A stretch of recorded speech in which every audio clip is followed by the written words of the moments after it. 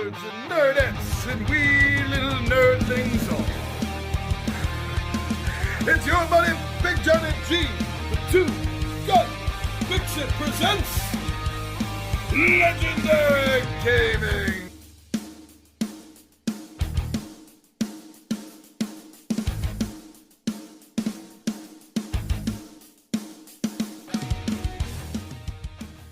Do you feel that? Do you feel the earth shaking?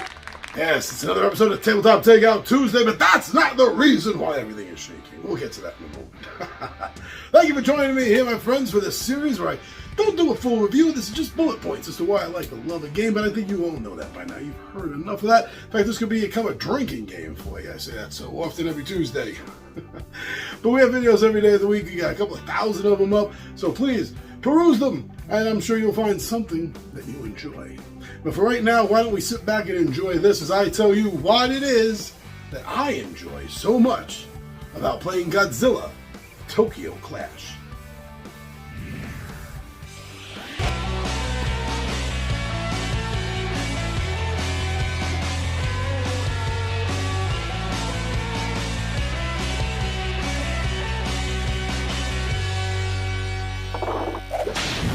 Alright, thank you so much for joining me down here at the table and just to spend a little bit of your time with me to see what I have to say about this colossal game.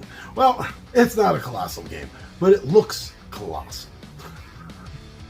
Alright, so first off, let's just say this right up front. It's a Godzilla game. Let's go Godzilla. But this is more than that. This is, the new Godzilla movies, whether you like them or love them, they're at least eye candy. I've enjoyed them, but they're great eye candy. But this isn't based on the new series. This is based on the classic, old school Toho film Godzilla movies. And it opens up, and I say opening up because as far as I know, there's no expansions out for this yet, and it feels like there should be. But it opens up with a grand slam hit, making you literally feel like you are stomping around Tokyo as one of the OG kaiju. Now, how awesome is that? And the miniatures, oh my god, the miniatures and the components in general. Oh, well, first of all, let me just say the components. So I love it when a board game incorporates and uses 3D elements, pieces in the game, its environment may be built up in a 3D sense, and this does that with tall skyscraper buildings and smaller buildings and structures as well. And they are size appropriate to the kaiju that you're using. And the kaiju are all pre-painted, and it's a great job. Beautiful miniatures with fantastic paint jobs on them. And the buildings, the skyscrapers, are the size of your miniatures. So it doesn't feel miniature. Nothing about this game feels miniature because it's all sized correctly. So looking down at the game, being eye level with the game and looking in on it, it is an absolute beauty to behold. But the game is more than just the way it looks. Each and every one of the kaijus that you get to choose from in this game have their own dedicated deck. And this is really important because they are all unique individuals. Every single Toho kaiju is its own character. It's not just a monster. They have their own moves, their own abilities, their own power sets. And the cards represent this, which is why each and every one of the kaiju that you can pick from they're all unique with their decks. And this brings that out into the game and makes it feel more like a kaiju versus kaiju battle because of that uniqueness. It's not just rock'em sock'em robots. But now on top of that, it isn't just you and your buddies throwing each other into buildings and picking up tanks and trains and chucking them at each other. It's more than that, because while you're engaged in this, the military is out and about, and they are engaged with you and the other kaiju. So it becomes this three-way battle at times. Now, obviously, they're never a huge threat. There are potential threats with the humans and the military, but generally speaking, they're more of a nuisance than anything else that we've always found.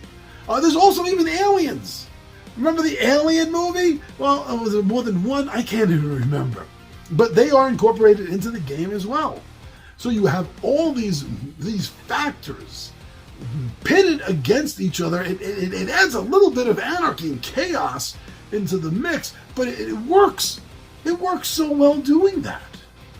Now, I've said this a few times in some of these tabletop takeouts, not a lot, and I'm telling you, please believe me, I mean this when I say it. This game, Godzilla Tokyo Clash, is a damn love letter to the Toho movies. I personally can't wait to see if there's going to be any expansions for this coming out. There are so many more monsters that they can throw into the mix, expand the board out. Oh, it's going to be amazing. The game already is. And you see, I'm already planning and hoping for expansions. And you don't hope and plan for expansions with every single game you play, but this one, come on, this is crying out for it. If you're a fan of Godzilla, especially the old school Godzilla, but any Godzilla in general, you have to play this game. I'm not telling you go out and spend money and buy it. That's not my damn job. It's your wallet. I don't even like telling you how to spend your time, but this, if you're a Godzilla fan, please make the time. Maybe this is at a gaming cafe, or maybe one of your buddies has this in their collection. If you get the chance and you're a Godzilla fan, please play this game. But otherwise, if you're just a fan of gaming and you're interested in this, generally speaking, then yeah, go get more information because it's a fun game to play with your friends. It's a great battle. It's like wrestling, but with kaiju monsters. And instead of throwing you into the ropes, you're throwing them into buildings. Yeah, go. Check out Godzilla Tokyo Clash.